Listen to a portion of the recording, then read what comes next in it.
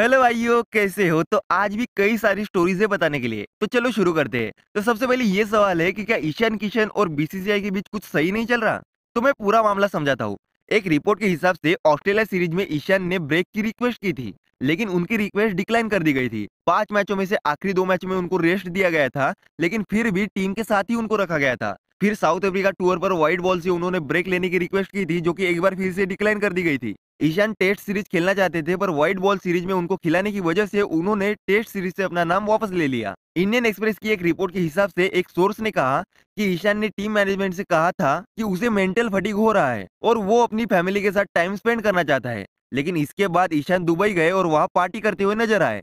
ईशान के एक करीबी सोर्स ने कहा कि जब एक बार उसको ब्रेक दे दिया गया है तो इससे क्या फर्क पड़ता है कि वो कहाँ टाइम स्पेंड कर रहा है। वो गेम से कुछ टाइम के लिए अलग रहना चाहता था, क्योंकि वो लगातार टीम के साथ ट्रैवल कर रहा था। उसे खेलने की अपॉर्चुनिटी नहीं मिल रही थी और इससे उसकी मेंटल हेल्थ पर असर पड़ रहा था। वो दुबई में अपने भाई का बर्थडे सेलिब्रेट करने गया था। रिपोर्ट्स ये बता रही है कि ईशान अफगानिस्तान के अगेंस्ट सीरीज के लिए अवेलेबल थे। वो खेलना चाहते थे, लेकिन उनको स्क्वाड से ड्रॉप कर दिया गया है। तो ये था पूरा मामला। इसमें कितना सच है कितना झूठ है ये तो टाइम बताएगा, लेकिन आपको क्या लगता है कमेंट में जरूर बता देना।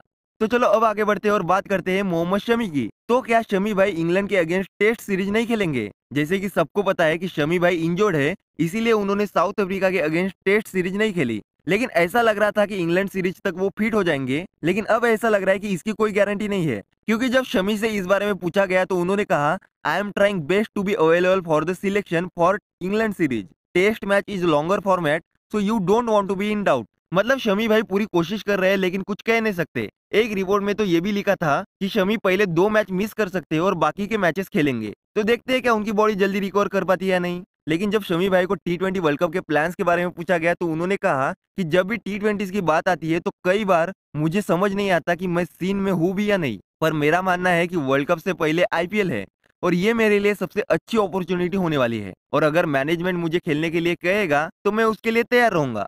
तो चलो अब आगे बढ़ते हैं और बात करते हैं shortest test match of the test history, India versus South Africa second test match की, जो कि केप टाउन न्यूलैंड्स में खेला गया था। और ये मैच सिर्फ 5 सेशन में ही खत्म हो गया था। मैच के बाद रोहित शर्मा ने कहा था कि मैं देखना चाहता हूं कि आईसीसी इस पिच को क्या रेटिंग देती है। तो कल आईसीसी ने न्यूलैंड्स की पिच को रेटिंग दी है और अनसेटिस्फैक्टरी कहा है, और एज अ पनिशमेंट उस स्टेडियम को एक डीमेरिट पॉइंट भी दिया गया है। उस मैच के रेफरी क्रिस ब्रॉड ने कहा, the pitch in Newlands was very difficult to bat on, the ball bounced quickly and sometimes alarmingly throughout the match, making it difficult to play shots. उन्होंने आगे कहा, several batters were hit on the gloves and many wickets also fell due to the awkward bounce।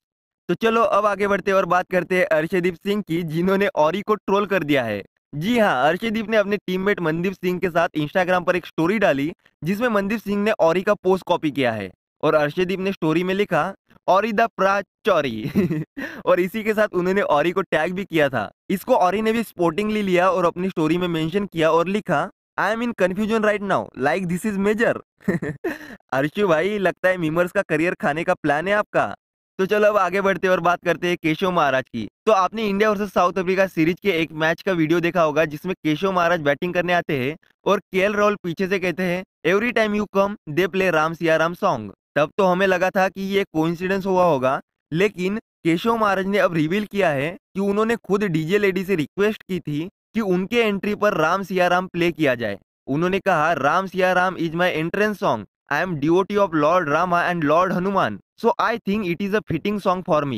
God has been my greatest blessing, giving me guidance and opportunity. So it's the least that I can do, and it also just gets you in the zone. It's a nice feeling walking out in the ground to hear Ram Siya Ram playing in the background. तो चलो आगे बढ़ते हैं और अब बात करते हैं SA20 लीग की, जो कि आज से स्टार्ट होने वाली है, जिसका पहला match defending champions Sunrisers Eastern Cape town और जोबर सुपर किंग्स के बीच खेला जाएगा। जिनको नहीं पता मैं उनको बता देता हूँ कि इस लीग में टोटल 6 टीम्स खेलेंगी। सनराइजर्स ईस्टर्न केप टाउन, जिसके कैप्टन है Aiden Markram, Joburg super king, जिसके कैप्टन है Faf du Plessis, Durban Super Giants, जिसके कैप्टन है Quinton de Kock, Pretoria Capitals, जिसके कैप्टन है Wayne Parnell, MI Cape Town, जिसके कैप्टन है किरण पोलार्ड, और पार्ल रॉयल्स, जिसके कैप्टन है डेविड मिलर। तो इस टूर्नामेंट में टोटल 34 मैच खेले जाएंगे और इसका फाइनल मैच 10 फरवरी को खेला जाएगा। तो मैं इससे रिलेटेड भी अपडेट देता रहूंगा, तो इसीलिए चैनल को जरूर सब्सक्राइब कर देना। तो चलो आज के लिए इतना ही, मिलते हैं नेक्स्ट वीडियो में।